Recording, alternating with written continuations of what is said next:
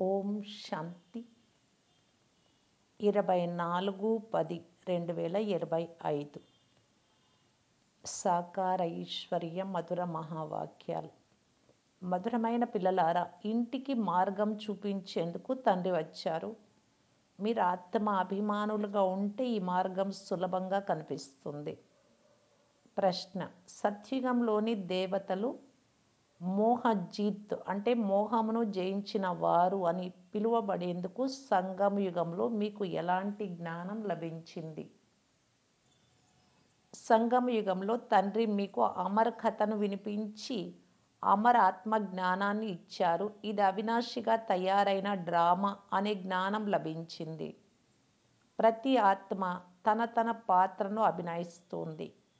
అది ఒక శరీరాన్ని వదిలి మరొక శరీరాన్ని ధరిస్తుంది. ఇందులో ఏడవాల్సిన అవసరం లేదు. ఈ జ్ఞానం వలన సత్యుగ దేవతలను మోహజీతులని అంటారు. అక్కడ మృత్యువు అన్న పేరు కూడా ఉండదు. సంతోషంగా పాత శరీరాన్ని వదిలి క్రొత్తది తీసుకుంటారు. పాట: నయనహీనులకు దారిని చూపండి. ఓం శాంతి. మధురాతి మధురమైన పిల్లలకు ఆత్మిక తండ్రి చెప్తున్నారు, నేను మార్గమునైతే చూపిస్తాను, కానీ మొదట స్వయాన్ని ఆత్మాని నిశ్చయం చేసుకొని కూర్చోండి. దేహి అభిమానులుగా కూర్చుంటే చాలా సులభంగా మార్గం కనిపిస్తుంది. భక్తి మార్గంలో అర్ధకల్పం దెబ్బలు తిన్నారు. మీ వద్ద భక్తి మార్గంలోని సామగ్రి అంతులేనంత ఉంది. బేహద్దు తండ్రి ఒక్కరే అని ఇప్పుడు తండ్రి అర్థం చేయించారు. నేను మీకు ఇప్పుడు మార్గంను చూపిస్తున్నాను అని తండ్రి చెప్తున్నారు. వారు ఎటువంటి మార్గంను చూపుతారో ప్రపంచానికి తెలియదు. ముక్తి జీవన్ముక్తులకు గతి సద్గతులకు మార్గం చూపిస్తారు. శాంతిధామాన్ని ముక్తి అని అంటారు. శరీరం లేకుండా ఆత్మ ఏమీ మాట్లాడలేదు. కర్మేంద్రియాల ద్వారానే శబ్దం వస్తుంది. నోటి ద్వారా శబ్దం వస్తుంది, మాట్లాడతారు. నోరు లేకుంటే శబ్దం ఎలా వస్తుంది? కర్మలు ఆచరించేందుకు ఆత్మకు కర్మేంద్రియాలు లభించాయి. రావణ రాజ్యంలో మీరు వికర్మలు చేస్తారు. ఈ వికర్మలు చీచీ కర్మలుగా అవుతాయి. సత్యుగంలో రావణుడే లేనందున కర్మలు అకర్మలుగా ఉంటాయి. అక్కడ పంచవికారాలు ఉండవు. దానిని స్వర్గం అని అంటారు. భారతీయులు స్వర్గవాసులుగా ఉండి ఇప్పుడు నరకవాసులుగా అయ్యారు. విషయ వైతరణి నదిలో మునకలు వేస్తూ ఉంటారు. ఒకరికొకరు దుఃఖం నెచ్చుకుంటూ ఉంటారు. బాబా దుఃఖము లేని స్థానానికి తీసుకెళ్ళండి అని ఇప్పుడు అంటారు. భారతదేశం స్వర్గంగా ఉన్నప్పుడు దుఃఖము అనే మాటే లేదు. స్వర్గం నుండి నరకంలోకి వచ్చారు, ఇప్పుడు మళ్ళీ స్వర్గంలోకి వెళ్ళాలి. ఇది ఒక ఆట. తండ్రి చెప్తున్నారు, ఇది సత్యమైన సత్సంగం. ఇక్కడ మీరు సత్యమైన తండ్రిని స్మృతి చేస్తారు. వారే అత్యంత ఉన్నతులైన భగవంతుడు. వారు రచయిత. వారి నుండి వారసత్వం లభిస్తుంది. ఆ తండ్రి పిల్లలకు వారసత్వం ఇస్తారు అని బాబా తన పిల్లలకు అర్థం చేస్తూ ఉన్నారు. హద్దు తండ్రి ఉన్న శరీరానికి తండ్రి.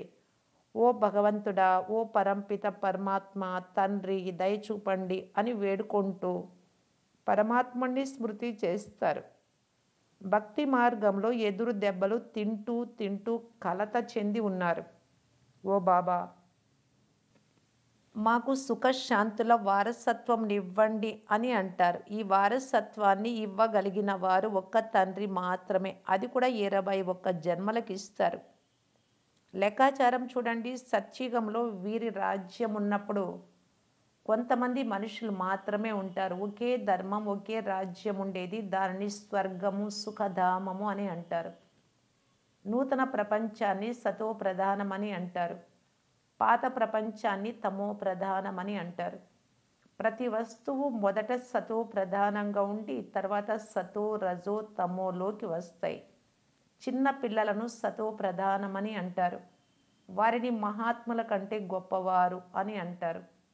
మహాత్ములు జన్మ తీసుకున్న తర్వాత పెద్దవారైన పిదప వికారాలను అనుభవించి ఇల్లు వాకిళ్ళు వదిలి పారిపోతారు. చిన్న పిల్లలకైతే వికారాలంటే ఏంటో తెలియదు. చాలా అమాయకంగా ఉంటారు. అందుకే వారిని మహాత్ముల కంటే ఉన్నతమైన వారు అని అంటారు.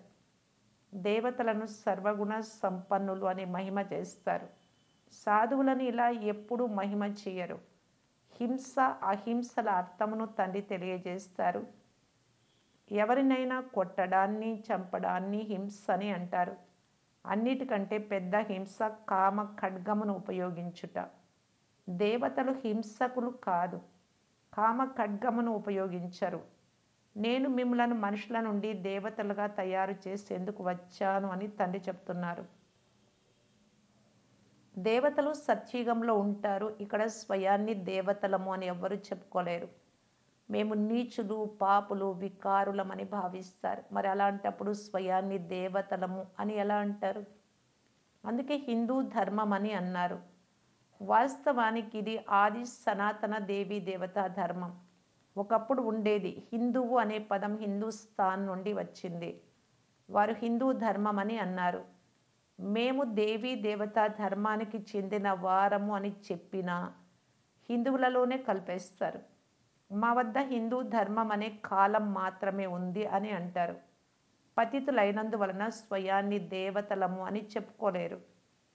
మేము పూజ్య దేవతలుగా ఉండే వారము అని. ఇప్పుడు పూజారులుగా అయ్యేమని మీకు తెలుసు. మొదట ఒక్క శివుడిని మాత్రమే పూజించేవారు. తర్వాత వ్యభిచారి పూజారులుగా అయ్యారు. తండ్రి ఒక్కరే. వారి ద్వారా వారసత్వం లభిస్తుంది.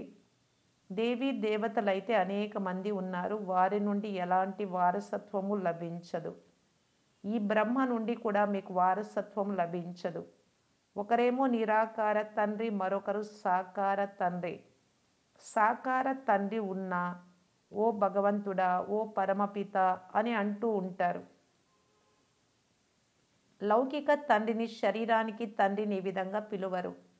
కనుక వారసత్వము తండ్రి నుండి లభిస్తుంది. పతి పత్నులు అర్ధ భాగస్వాములైతే వారికి స్త్రీలకు అర్ధ భాగం లభించాలి. మొదట పత్నికి అర్ధమిచ్చి మిగిలిన సగం పిల్లలకి ఇవ్వాలి. కానీ ఈ రోజుల్లో ధనమంతా పూర్తిగా పిల్లలకే ఇస్తారు.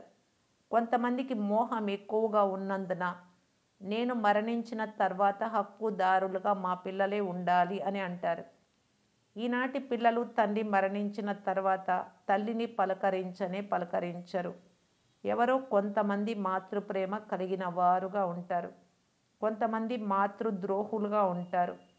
నేడు చాలామంది మాతృద్రోహులుగానే ఉన్నారు. ధనమంతా తీసేసుకుంటారు. దత్తు పిల్లలు కూడా కొంతమంది చాలా విసిగిస్తారు.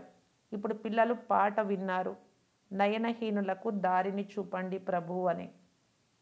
బాబా మాకు సుఖమునిచ్చే మార్గాన్ని తెలిపించండి అంటారు. అచ్చట శాంతిగా ఉండాలి అని కోరుతారు. రావణ రాజ్యంలో అయితే సుఖం ఉండదు. భక్తి మార్గంలోని వారు శివుడు వేరు అని, శంకరుడు వేరు అని కూడా అర్థం చేసుకోరు. తల వంచి నమస్కరిస్తూ శాస్త్రాలు చదువుతూ ఉంటారు. అయితే దీని వలన ఏం లభిస్తుందో వారికి ఏమీ తెలియదు. సర్వుల సుఖశాంతుల దాత ఒక్క తండ్రి మాత్రమే. సత్యుగంలో సుఖము ఉంటుంది, శాంతి కూడా ఉంటుంది. భారతదేశంలో సుఖశాంతులు ఉండేవి కానీ ఇప్పుడు లేవు. అందుకే భక్తి చేస్తూ అడుగడుగున ఎదురు దెబ్బలు తింటూ ఉంటారు. శాంతి ధామానికి, సుఖధామానికి తీసుకెళ్లేవారు ఒక్క తండ్రి మాత్రమేనని ఇప్పుడు మీరు అర్థం చేసుకున్నారు. బాబా మేము మిమ్మలను మాత్రమే స్మృతి చేస్తాము, మీ నుండే వారసత్వం తీసుకుంటాము అని మీరు అంటారు. దేహ సహితము దేహ సర్వ సంబంధాలను మర్చిపోయి ఒక్క తండ్రిని మాత్రమే స్మృతి చేయాలి. ఆత్మ ఇక్కడే పవిత్రంగా అవ్వాలి. స్మృతి చేయకుంటే శిక్షలను అనుభవించాల్సి ఉంటుంది. పదవి కూడా భ్రష్టం అవుతుంది. అందువలన స్మృతి చేసే శ్రమ చెయ్యండి అని తండ్రి అంటున్నారు. ఓ ఆత్మిక పిల్లలారా అని తండ్రి సంబోధిస్తూ ఉన్నారు. ఇతర సత్సంగాలలో ఇలా సంబోధించరు. ఇది ఆత్మిక జ్ఞానము. ఇది ఒక్క ఆత్మిక తండ్రి ద్వారా మాత్రమే పిల్లలకు లభిస్తుంది. రుహ్ అనగా నిరాకారం. శివుడు కూడా నిరాకారుడే కదా. ఆత్మలైన మీరు కూడా బిందువులే, చాలా సూక్ష్మ రూపంలో ఉంటారు. ఆత్మలను ఎవ్వరూ చూడలేరు. దివ్య దృష్టితో మాత్రమే చూడగలరు. దివ్య దృష్టి ఒక్క తండ్రి మాత్రమే ఇస్తారు. భక్తులు కూర్చొని హనుమంతుడు, గణేశుడు మొదలైన వారిని పూజిస్తారు. వారికి సాక్షాత్కారం ఎలా అవుతుంది? దివ్య దృష్టి దాతను నేనే. చాలా ఎక్కువగా భక్తి చేసినప్పుడు భక్తులకు నేనే సాక్షాత్కారం చేయిస్తాను అని తండ్రి అంటున్నారు. కానీ దీని వలన లాభం ఏమీ ఉండదు. కేవలం సంతోషపడతారు. పాపాలేమో మళ్ళీ చేస్తూనే ఉంటారు. ఏమీ లభించదు. అవి కేవలం భక్తి మార్గంలోని సాక్షాత్కారాలు. చదువు లేకుండా ఏ పదవి పొందలేరు. దేవతలు సర్వగుణ సంపన్నులు. మీరు కూడా ఇలా తయారవ్వాలి కదా. మిగిలినవన్నీ భక్తి మార్గంలోని సాక్షాత్కారాలు. కృష్ణునితో నిజంగా ఊయలలూగండి. స్వర్గంలో వారి జతలోనే గడపండి. అదంతా చదువుపై ఆధారపడి ఉంది. శ్రీమతముని ఎంతగా అనుసరిస్తారో అంత ఉన్నత పదవి పొందుతారు. భగవంతుడి శ్రీమతమే మహిమ చేయబడింది భగవద్గీత అని. కృష్ణుడి శ్రీమతము అని అనరు. పరంపిత పరమాత్ముని శ్రీమతము ద్వారా కృష్ణుని ఆత్మ ఈ పదవిని పొందింది. మీ ఆత్మ కూడా దేవతా ధర్మంలో ఉండేది, అనగా శ్రీకృష్ణుడి కుటుంబంలోని వారిగా ఉండేవారు. రాధాకృష్ణులు పరస్పరంలో ఏమవుతారో భారతీయులకు తెలియదు. ఇరువురు వేరువేరు రాజ్యాలకు చెందినవారు.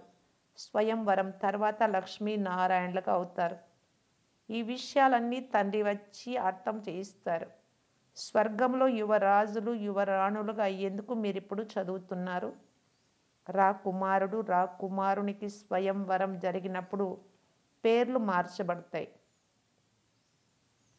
మీరు శ్రీమతం ప్రకారం నడిస్తే తండ్రి పిల్లలను ఇటువంటి దేవతలుగా తయారు చేస్తారు. మీరు ముఖ వంశావళి వారు కుక వంశావళి, శారీరక బ్రాహ్మణులు. బ్రాహ్మణులు కామచితిపై కూర్చుండబెట్టేందుకు కంకణం కడతారు, వివాహాలు కూడా జరిపిస్తారు. ఇప్పుడు సత్యమైన బ్రాహ్మణులైన మీరు కామచితి నుండి క్రిందకు దించి జ్ఞానచితిపై కూర్చోబెట్టడానికి కంకణం కడతారు. కావున దానిని వదిలిపెట్టాల్సి ఉంటుంది. ఇక్కడ పిల్లలు కొట్లాడుతూ జగడాలాడుతూ ధనాన్ని కూడా మొత్తం నాశనం చేసుకుంటారు. నేటి ప్రపంచం చాలా అపవిత్రంగా మురికిగా ఉంది. అన్నింటికంటే చెడ్డ రోగం సినిమా. మంచి పిల్లలు కూడా సినిమాలు చూసి చెడిపోతున్నారు. అందువలన బీకేలు సినిమాలు చూడరాదు. ఒకవేళ విధి లేక పోవాల్సి వస్తే అక్కడ కూడా సేవ చేయమని బాబా చెప్తున్నారు. ఇది హద్దు సినిమా అని. ఇది కాక బేహద్దు సినిమా, ఈ సృష్టి నాటకం మరొకటి ఉంది అని వారికి తెలపండి. దాని నుండే, ఆ సృష్టి డ్రామా నుండి అసత్యమైన సినిమాలు వచ్చాయి అని కూడా చెప్పండి. ఇప్పుడు తండ్రి పిల్లలైన మీకు అర్థం చేయిస్తూ ఉన్నారు. ఆత్మలు మూల వతనంలో ఉంటాయి. మధ్యలో ఉండేది సూక్ష్మ వతనం. ఇక్కడ మీరుండేది సాకార వతనం. డ్రామా అంతా ఇక్కడే జరుగుతుంది. ఈ చక్రం తిరుగుతూనే ఉంటుంది. బ్రాహ్మణ పిల్లలైన మీరే స్వదర్శన చక్రధారులుగా అవ్వాలి. దేవతలకు అవసరం లేదు, కానీ బ్రాహ్మణులకు ఈ అలంకారాన్ని ఇవ్వరు. ఎందుకంటే మీరు పురుషార్థులు. ఈరోజు శ్రీమతంను చాలా బాగా అనుసరిస్తూ ఉంటారు. మరుసటి రోజు పతితులై క్రింద పడిపోయేవారు ఉన్నారు. అందుకే దేవతలకు ఈ అలంకారాన్ని చూపిస్తారు. శ్రీకృష్ణుడు స్వదర్శన చక్రంతో ఆకాసురుణ్ణి బకాసురుణ్ణి సంహరించాడు అని చూపిస్తారు. కానీ శ్రీకృష్ణుడు అహింసను పరమధర్మంగా అనుసరించాడు అని అంటారు. మరి అలాంటి వారు హింస ఎలా చేస్తారు? ఇదంతా భక్తి మార్గంలోని సామగ్రి. ఎక్కడికి వెళ్ళినా శివలింగాలే కనిపిస్తాయి. కేవలం పేర్లు వేరువేరుగా ఉంచారు. మట్టితో అనేక మంది దేవతా విగ్రహాలు చేస్తారు. వాటిని అలంకరించేందుకు వేలాది రూపాయలు ఖర్చు చేస్తారు. విగ్రహం ఉంచేటప్పుడు పూజలు కూడా చేస్తారు. పూజలు పునస్కారాలు చేసి నీటిలో ముంచేస్తారు. బొమ్మల పూజలకు ఎంతో ఖర్చు చేస్తారు, కానీ వారికి ఏమీ లభించదు. ఇదంతా ధనం వృధా చేసే భక్తి. దీని వలన మెట్లు దిగుతూనే వచ్చారు. తండ్రి వచ్చినప్పుడు అందరూ ఉన్నతమయ్యే కళలోకి వెళ్తారు. అందరినీ శాంతిధామము సుఖధామంలోకి తీసుకెళ్తారు. ధనం వ్యర్థం చేసే పని లేదు.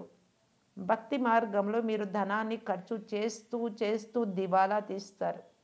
ఇప్పుడు దివాలా తీసే వారి కథ, శ్రీమంతులయ్యే వారి కథ తండ్రి కూర్చొని అర్థం చేయిస్తూ ఉన్నారు.